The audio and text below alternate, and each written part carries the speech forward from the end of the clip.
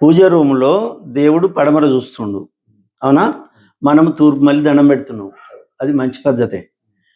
కానీ మీరేం చేసిర్రు అంటే కింది నుంచి దిమ్మె కట్టిర్రు. అవునా? మట్టో, సిమెంటో ఎట్లనో. భూమి మీద అంటే తూర్పులో దేవుడు కూర్చున్నప్పుడు భూమి మీద ఆనొద్దు దేవుడు. అంటే ఎక్కడైనా కాదు. పడమర నుంచి తూర్పు చూసుకునే పడమర పెట్టుకున్నప్పుడు తూర్పు చూసేటప్పుడు దిమ్మె కట్టొచ్చు. సింహాసనం కట్టొచ్చు.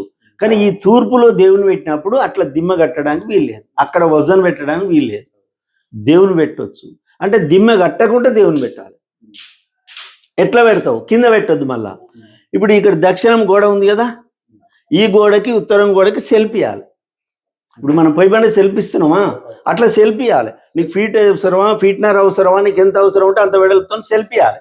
పూజ రూమ్లో సెల్ఫ్ ఇచ్చి ఆ సెల్ఫ్ మీద నీకు నచ్చినట్టుగా ఆవు పేడతో కానీ ఎర్రమట్టితో కానీ నువ్వు ఏ రకంగా దిమ్మె కట్టుకుంటే దాని మీద కట్టాలి. అంటే భూమి మీద అనొద్దు. భూమి మీద దిమ్మె రాకుండా ఒక ఫీటు అంటే ఒక 12 ఇంచులు భూమి మీదకి, అంటే ఈ బండల నుంచి 12 ఇంచులు పెట్టి అక్కడ ఒక సెల్ఫ్ వేసి సెల్ఫ్ మీద దేవుని పెట్టు.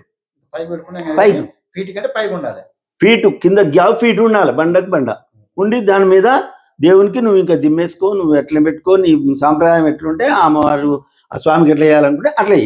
కానీ కింద అనొద్దు దేవుడు. అంటే మీరు ఇక్కడ వాటర్ పోసి కడిగినా కూడా ఆ గోడ దాకా పోవాలి. ఇప్పుడు మీకు అర్థమైందా?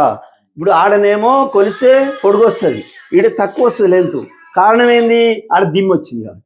దిమ్మ లేకుంటే ఆ గోడకు తగులుతుంది కాబట్టి ఈడ లెంతు బరాబర్ కూడా ఉంటుంది. అందుకని దేవుణ్ణి తూర్పులో పెట్టేటప్పుడు నెట్టు తూర్పులో పెట్టొచ్చు, పడమర చూడొచ్చు, అది మంచిదే. కానీ ఆ సెల్ఫ్ ఇచ్చి సెల్ఫ్ మీద దేవుని పెట్టండి. దేవుని పెడితే బాగుంటుంది. ఇంకొక సెల్ఫ్ ఇచ్చినా కూడా బాగానే ఉంటుంది. ఆ సెల్ఫ్ మీద ఫోటోలు కానీ ఇవి కానీ పెట్టుకోవచ్చు. మీరు తూర్పు మళ్ళీ పూజ చేసుకోవచ్చు, బాగుంటుంది. కబోర్డా? ఆ కబోర్డ్ అయినా పెట్టుకోవచ్చు, కబోర్డ్తోనైనా పెట్టచ్చు, పెట్టచ్చు, కబోర్డ్ అయినా పెట్టచ్చు. కింది నుంచి భూమి మీద ఆనకుంటూ ఉండాలి. ఒకటి ఇంట్లో ఒకటే దగ్గర 2 దీపాలు పెట్టాలి.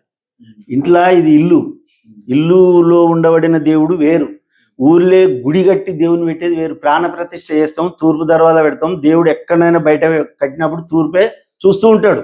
ఒక ఆంజనేయ స్వామి మాత్రమే దక్షిణం చూస్తాడు, వేరే ఏ దేవుడు కూడా దక్షిణం చూడడు. అట్లా పెట్టి కట్టం కూడా. ఎందుకంటే యమధర్మరాజు అధిపతి కనుక అటు దేవుడు కూడా చూడడు, మనం కూడా చూసే అధికారం లేదు అట్లా.